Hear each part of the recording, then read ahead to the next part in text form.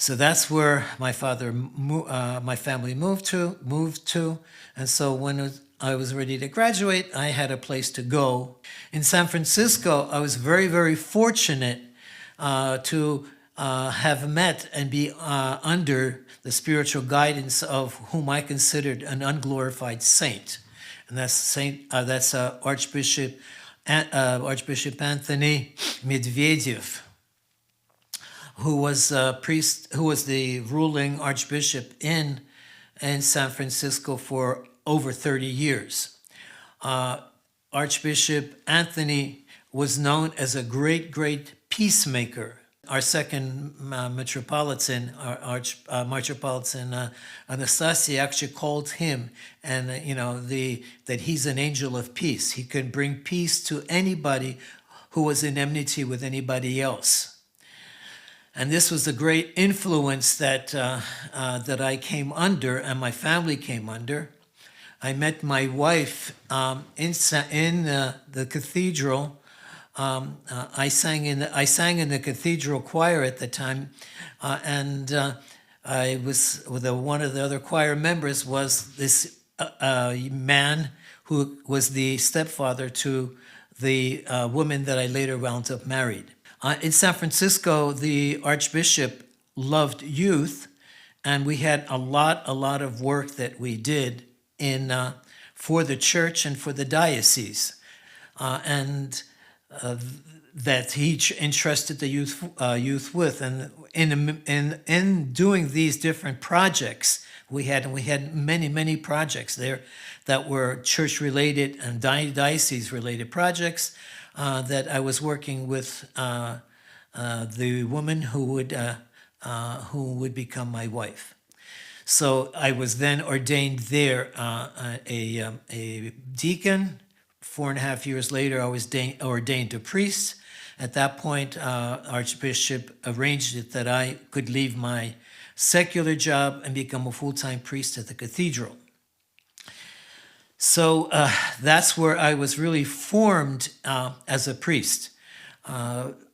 Archbishop Anthony was a great, great lover of the services, and he was very, very knowledgeable. He loved singing in the services, and so I wound up doing. I was appointed the head of the cleros. In San Francisco, we had a situation where we have the choir sing in the services, but you also had a cleros that would do a lot of the singers, things like tripari and other parts of the service that the choir didn't sing that needed to be sung. The cleros would perform that, and I sort of gradually became the head of the cleros, and I led the cleros up to the time that I finally left San Francisco to move to Jordanville. So that's where I'm living now. Archbishop Anthony had an incredible influence on me because I was a kind of a difficult person. I wasn't always the nicest person. And when it was time for my ordination to the priesthood, my wife was very much against it. And may I ask why? Because she thought I had a bad character. I would not make a good priest, even though I was a deacon at the time for 4.5 years. Deacon, one thing, to be a priest and have to deal with people, it was a whole different level.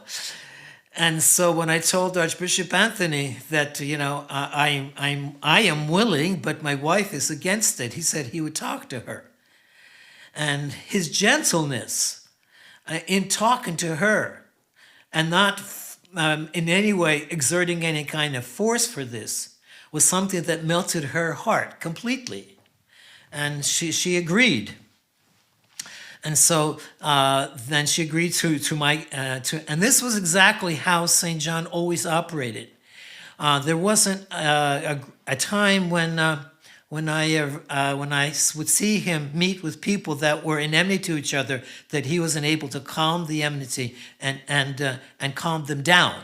Archbishop Anthony? Archbishop Anthony Medvedev, yes. And as a matter of fact, there were two parishes in his diocese, one in San Francisco and one in Los Angeles, who began their existence only when St. John was appointed the bishop of San Francisco, because there was so much against him that they asked for to be not under him, but directly under the synod. Ставропиальные приходы. And again, Archbishop Anthony was able to in his time as the ruling bishop in San Francisco, already even before the glorification of St. John, he was able to bring peace into these parishes and bring them back to be under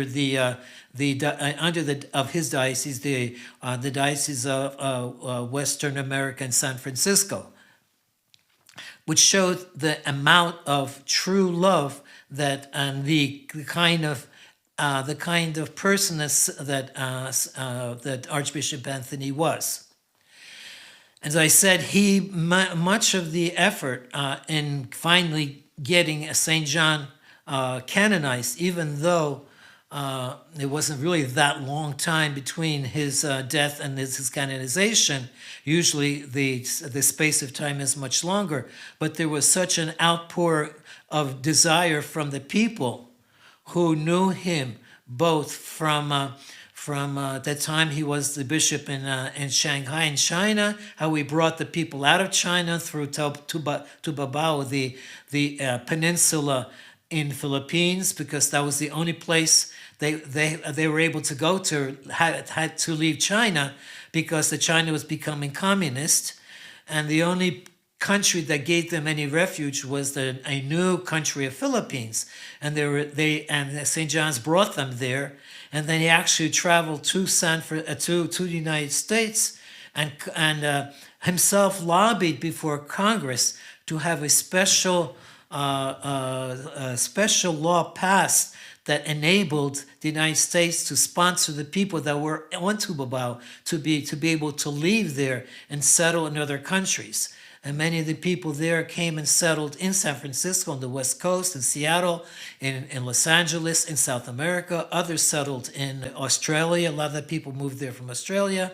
So the work that St. John, he and the love that he had of the people put a lot of pressure on the bishops to move forward with the glorification, and of course that Archbishop Anthony had a big role in behind the scenes, so kind of pushing this through. Well, I think in the West Coast, what people are overlooking is there was a great movement even before of people coming to Orthodoxy.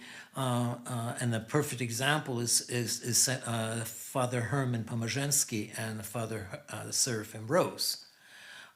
They're both Americans. They both became priest monks. They started the monastery in I forgot the name of the town. Platina, and they had many followers. And our diocese, the Western American diocese, is in fact right now probably more than half of the clergy there are converts. So there is, it's not as loud and great as it is now in the South, but it's been very, very steady all along. And we've had to adjust to, the non-speaking converts that would come to the cathedral, and the people that were brought to the Orthodox faith. There wasn't a great number of them, but there was a steady flow.